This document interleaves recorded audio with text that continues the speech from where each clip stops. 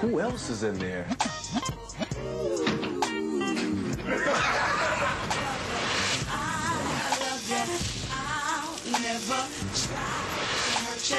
I want you to know that I'm here for you forever true, 'cause you're my black brother, strong brother. You know what, man, over the last 10 years, there's been a new phenomenon, the down low. And it's like hit the world by storm. I mean, it's everywhere. Magazines. Pow, pow, pow. Yeah, Oprah Winfrey's talking about it. And it's come from nowhere, and it's like, it's everywhere, and everybody's talking about it. And the media's giving it so much hype. Doc, let's start with you. You would think that every black man, especially in a city like Atlanta or D.C. or San Francisco, is gay, the way it's been portrayed. Truth or false? I'd say 100% false, because I think, you know, it hasn't been around just coming around the corner right now. This has been going on for ages. Black men, white men, Hispanic men have been bisexual for centuries. So it's just only now recently, and I think if I'm going to attribute it to one person, I'd say I'd attribute it to Oprah. Because when Oprah had her show, and she featured J.L. King on there, that was kind of what made the big splash. We have been talking about it in the research and medical communities for years before that. But I think once she got it on there, all of a sudden everybody started talking about it. I know people started inviting me to speak at different places a lot more after that. Doc, I mean, and black women are so paranoid about men being on the down low, and basically men claiming to be husbands and boyfriends, but keeping the other part of their lives secret. Yeah.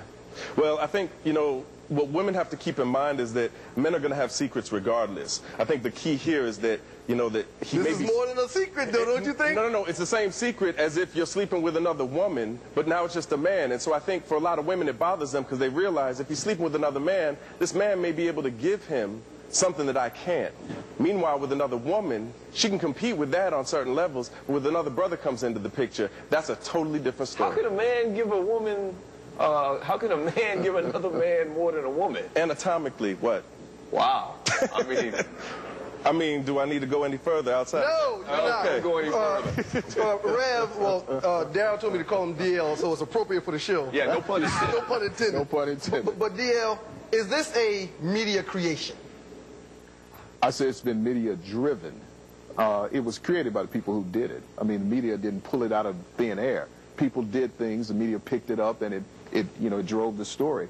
And I think part of the quote-unquote down low, whole phenomenon about it is that it is about being secret and hidden. People are curious about when things are hidden. So naturally, it's going to pique people's curiosity and thus and so. And I think that's why we've arrived at this point to where people want to know, people are doing, and the whole ball just keeps rolling. Is it a woman, Doug, or is it a wool man? Wool man, yeah. Kevin, I mean, you are openly gay. Yeah. How real is this phenomenon? Because we always hear about men in metropolitan... Kevin, for the record, we've hung out a couple of times, and you didn't tell me a damn thing, dog.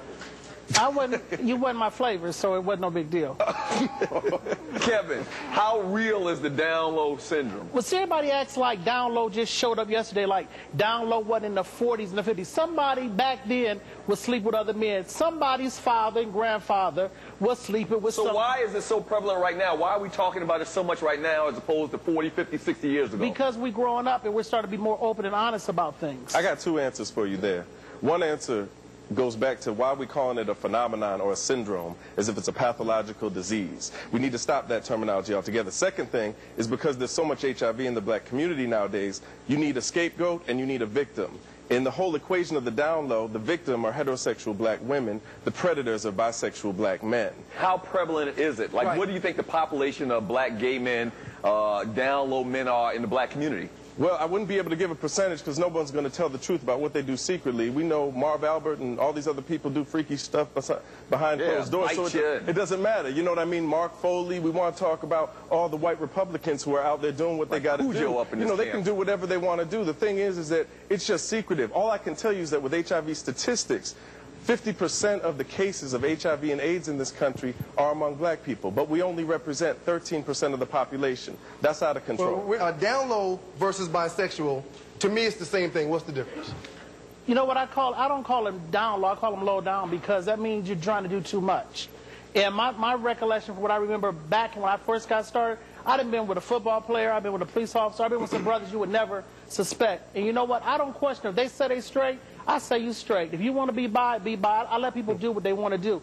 At the end of the day, they're going to do what they want to do anyway. Same question for you, Doc. Down low just means secretive. So you could be bisexual and you could tell your woman, okay, I sleep with other men on the side. That's her choice after that, what she wants to do. If you're quote-unquote down low, and I don't even like using that term because there are a lot of brothers who are down low about their heterosexual promiscuity. They're just as down low as the brothers that are sleeping with other men and not telling their wives or not being honest. But if we talk about that, that's the difference between so-called down low and but just bisexual. 4 out of 5 is gay. 4 out of 5 is what? 1, 2, 3, 4, 5. What do you mean? I just said 4 out of 5 is gay. Now, y'all figure that out. 4 out of 5 what? 4 out of 5 men is gay.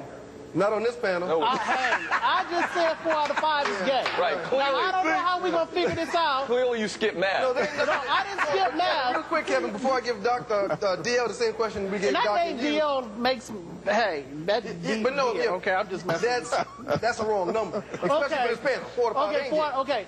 Okay, let's say 3.5. It don't mean you gotta be gay, but a lot of men do like to play. I don't play either. I play football. Okay, but all that ass slapping and stuff, did you ever like, whoa, that's kind of nice? Yeah, but that's not insertion, though, brother.